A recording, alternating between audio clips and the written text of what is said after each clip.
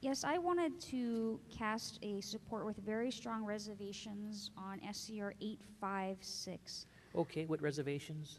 Basically, what this bill does is establishes a residency requirement for entire projects that do get certain GT exemptions based on a certain amount of affordable housing. And how this hurts the Eva Plain is there's a housing project in my community that has actually some of the lowest rents in the whole island for single family homes. And because of Eva's close proximity to Pearl Harbor, we do have a lot of military families that are staying in this housing project. And they're staying in this housing project because there's a waiting list just to get into the military housings on base. There's still not enough military housing in the state of Hawaii. And so it would force all those military families to move out of that housing project. And it's been very helpful in terms of the traffic to keep these military people in this housing, because they just take the gray boat to go across Pearl Harbor, and they don't get on the freeway and fight traffic with all the other people on the leeward coast. And so I'm very concerned about this measure. Hopefully we can tweak it a little bit so it doesn't affect my community. Thank you very much. Representative Ching, followed by McKelvey. Thank you. Reservations, please. So ordered with reservation. Representative McKelvey. Thank you very much, Mr. Speaker. In support, with Please some proceed. reservations, and may I have the words of the representative from the Eva Plain area entered in the record as if they were my own. So ordered. And I just hope that when the Finance Committee looks at this measure, that they would perhaps entertain an exemption for the situation dealing with the military in that area. Thank you very much. Representative Takai, Thank you, Mr. Speaker. I rise in support with reservations. please.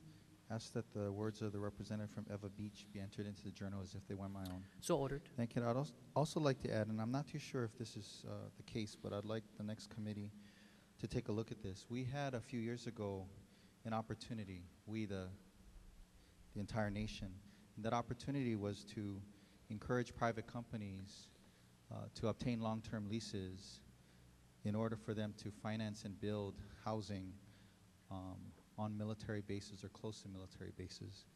It's called a PPV, or privatized housing, and it's worked very well.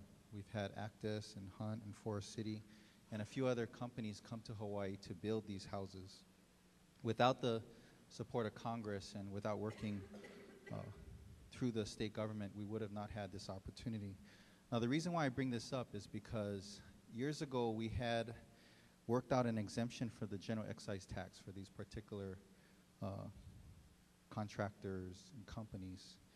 And I'm afraid, based on what I heard a few days ago, that this particular bill might jeopardize the GET exemption, because as you know, these houses are constructed for military families. So it's a little different angle than what the representative from Eva Beach brought up, and I do share her concerns as well. But if this impacts housing, for example, on Ford Island or Schofield Barracks or the Marine Corps base in Kaneohe, basically what we're doing is we're removing that exemption. Now, if that's the intent, then let's be forthright and let's talk about that. But I hope that that's not the intent. But please, if we could, as we move through the process, take a look at that and make sure that we understand the implications on these companies that have helped us address not only the military housing crisis for military families, but in a sense help us address the rental housing market for the entire state of Hawaii. Thank you, Mr. Speaker. Thank you very much. Any further discussion? Representative Thielen? With reservations, So Mr. ordered with Speaker. reservation. Representative Chong, Thank you, Mr. Speaker. In support, please proceed. just to kind of take a step back and look at what this bill came to the Committee on Housing and does now, is there are 4 parts to the section in which the bill deals with, in which a developer can receive a general excise tax exemption. There's 4 ways. 2 of them deal with federal types of projects. The bill came to the committee originally only touching 1 of them, and actually was only going to affect Hunt Corporation and their development. Forest City and Actus Land Lease were not included in the bill, and we found that strange, in that if we are going to talk about general excise tax exemptions in the context of a billions of dollars of shortfall and increasing taxes and fees, why not take a look at everything? And your Committee on Housing decided to kind of move this forward in applying it to everyone fairly.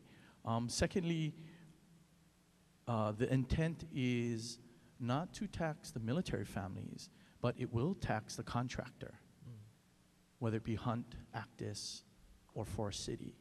They're the ones who receive the exemption. I don't think they pass on the exemption to the military family. If they pass it on to anybody, it's the federal government. And really, does the federal government need a tax exemption? I think this is one of many bills which we're taking a look at to generate revenue. This is, again, not against military families, but against the corporations who have the contract with the federal government who can print money. Thank you. Thank you very much. Any further discussion? Representative Cabanillo.